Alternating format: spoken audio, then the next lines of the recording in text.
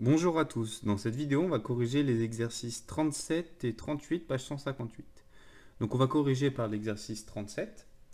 Donc dans l'exercice 37, donc on nous proposait un certain raisonnement. Donc on avait un nombre x, tout ce qu'on savait sur ce nombre c'est qu'il était dans l'intervalle 1, 3. Donc la seule information qu'on a c'est qu'il est compris entre 1 et 3. Et nous ce qu'on veut, c'est en sachant que x appartient à cet intervalle, il faut déterminer un encadrement de 3 sur x. Donc il faut dire entre quoi est compris 3 sur x. Donc on a le raisonnement suivant qui est détaillé ici. On nous demande dans la première question si ce raisonnement est juste. On va essayer de voir du coup si chaque petite étape du raisonnement est valable. Donc pour la première, donc on se donne du coup x vu qu'il est dans l'intervalle 1, 3, x il est compris entre 1 et 3, donc ça c'est bon. Lui il nous dit que comme x est compris entre 1 et 3, alors on passe à l'inverse de partout et ça garde le même sens. Alors là, il faut faire attention. Ça, a priori, on n'a pas le droit de le faire tout le temps. On n'a pas le droit de faire n'importe quelle manipulation. On a vu les manipulations de base qui étaient autorisées. C'était la multiplication, la division par un nombre, l'addition et la soustraction.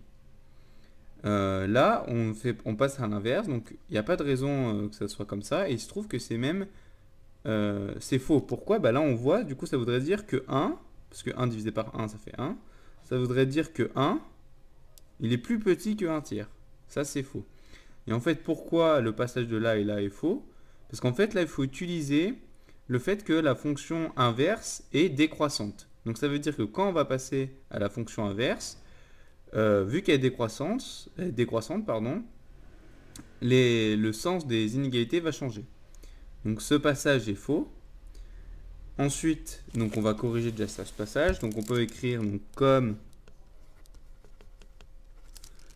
1, donc, x est compris entre 1 et 3. Alors, on passe à l'inverse, mais on change de sens. Donc ça nous donne 1 divisé par 1 supérieur ou égal à 1 divisé par x supérieur ou égal à 1 divisé par 3. Ensuite, lui, il avait décidé de multiplier par 3 de partout. Pourquoi? Parce qu'on voulait faire apparaître le 3 sur x. Donc ça, c'est bon. On a le droit de multiplier par 3 et il ne faut pas changer le sens. Du coup, on a le droit de multiplier par 3 sans changer le sens. Donc ça nous fait 3 fois 1 supérieur ou égal à 3 fois 1 sur x supérieur ou égal à 3 fois 1 sur 3. Et donc, là, si on suit son même raisonnement, qui est valable jusque-là, donc c'est 3 supérieur ou égal à 3 sur x, et 3 fois 1 tiers, ça fait 1. Parce qu'un nombre multiplié par son inverse, ça fait 1. Du coup, on a 3 sur x, et donc 3 sur x est compris, est dans l'intervalle 1, 3. Vous voyez, sa conclusion était juste, mais son raisonnement est faux. Il a eu de la chance en fait. Vous voyez, là, il aurait pu s'en rendre compte vraiment qu'il avait fait un raisonnement faux. Pourquoi? Parce que ici, à cette ligne, on se retrouve avec 3 plus petit à 3 sur x, mais plus petit que 1. Donc ça voudrait dire que 3 est plus petit que 1. Donc là, il aurait dû s'en rendre compte que c'est faux. Et donc, pour la question 2, c'est en faisant un raisonnement similaire, maintenant, il faut donner un encadrement de moins 2 divisé par x, sachant que x est compris entre moins 2 et moins 1. Donc on va reprendre exactement le même raisonnement. Donc ça, c'était pour la question 1. Pour la question 2.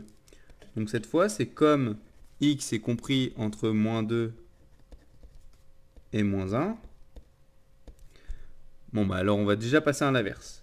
Alors, on a dit la fonction inverse, elle est aussi décroissante sur les négatifs. Donc du coup, ça nous fait 1 divisé par moins 2 supérieur ou égal à 1 divisé par x supérieur ou égal à 1 divisé par moins 1. Donc, on va un peu simplifier ça. Donc, 1 divisé par moins 2, ça nous fait moins 1 demi, supérieur ou égal à 1 sur x, supérieur ou égal à 1 divisé par moins 1, ça nous fait moins 1. Donc après, de la même manière, nous, dans la première question, on voulait du 3 sur x, là on veut du moins 2 sur x, donc on va multiplier par moins 2 de partout. Attention, quand on multiplie par moins 2 de partout, ça change le sens. Donc moins 2 fois, on n'oublie pas les parenthèses, moins 1 demi. On change de sens, donc c'est inférieur ou égal. Hein, vu que c'est un nombre négatif, quand on multiplie, ça change de sens. Inférieur ou égal à moins 2 fois 1 sur x. Inférieur ou égal à moins 2 fois moins 1. Et donc ça nous donne moins 2 fois moins 1,5. Donc il y a moins et moins, donc ça fait plus. 2 fois 1,5, ça fait 1. Inférieur ou égal à moins 2 sur x, qu'on voulait obtenir. Inférieur ou égal à, donc, moins 2 fois moins 1, ça fait 2. Ok, hein, parce que moins fois moins, ça fait plus. Et donc, moins 2 sur x, il appartient à l'intervalle 1, 2. Vous voyez, hein, on n'a pas fait d'erreur de sens, parce qu'on a, enfin, on peut supposer qu'on n'a pas fait d'erreur de sens, parce que là, on a bien 1 plus petit que 2. Donc ensuite, dans l'exercice 38, donc on devait comparer ces deux nombres, donc 1 divisé par racine de 3 et 1 divisé par racine de 3 plus 1. Et pour ça, on nous disait qu'il fallait utiliser les variations de la fonction inverse. Donc les variations, c'est le fait d'être croissant ou décroissante. Donc on a vu, hein. Donc on va déjà faire le lien. Ça, si on note donc f, c'est la fonction inverse définie par f de x égale à 1 sur x.